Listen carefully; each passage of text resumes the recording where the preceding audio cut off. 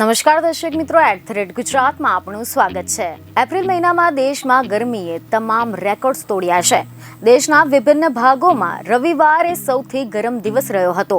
1921 બાદ પહેલીવાર આટલી ભીષણ ગરમી અનુભવાઈ હતી તો ઘણી જગ્યાએ વાતાવરણમાં પલટો પણ જોવા મળ્યો હતો અને એક જગ્યાએ કમોસમી વરસાદ ખાબક્યો હતો અને હવે આજથી મે મહિનો શરૂ થઈ ગયો છે। પણ આ મહિનો તો એપ્રિલ કરતાં પણ ભારે જવાનો છે, કારણ કે મે મહિનામાં ખતરનાક ગરમી તેમજ ભારે આંધી વંટોળ આવવાની આગાહી કરવામાં આવી છે। મીડિયા રિપોર્ટ અનુસાર એવી માહિતી મળી રહી છે કે મે મહિનાની શરૂઆતમાં પણ પ્રી મોન્સૂન એક્ટિવિટી થઈ શકે છે। 4થી 5મી અને 6ઠી મેથી ગુજરાતમાં પુનઃ ગરમી આવશે। આના બાદમાં 10થી 14 મેની વચ્ચે પ્રી મોન્સૂન એક્ટિવિટી ભારે આંધી વંટોળ સાથે રહેવાની શક્યતા છે, જેના બાદમાં 20 મેથી ફરી એકવાર ગરમી વધશે। બાદમાં ફરીથી 24 થી 25 મેથી પ્રી મોન્સૂન એક્ટિવિટી રહેશે, જેમાં 24 મેથી લઈને 4 જૂનની વચ્ચે આંધી વંટોળ સાથે વરસાદ રહેશે।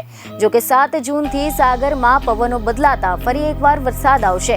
8 થી 14 જૂનમાં ભારે આંધી વંટોળ સાથે વરસાદ રહેવાની શક્યતા છે, જ્યારે 17 જૂન બાદમાં ભારે આંધી વંટોળ સાથે વરસાદ રહેશે।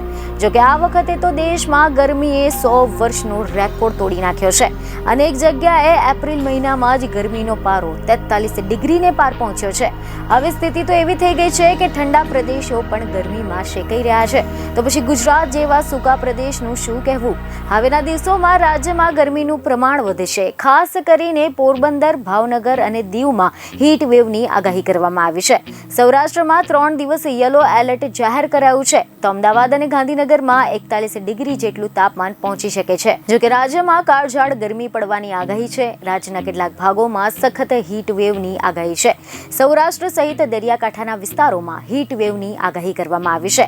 પોરબંદર, ભાવનગર અને દીવમાં હીટ વેવની આગાહી છે, તો આની સાથે સૌરાષ્ટ્રમાં 3 દિવસ ગરમીનું યલો એલર્ટ આપવામાં આવ્યું છે। બીજને ખબરો સાથે ફરી મળીશું। ધન્યવાદ।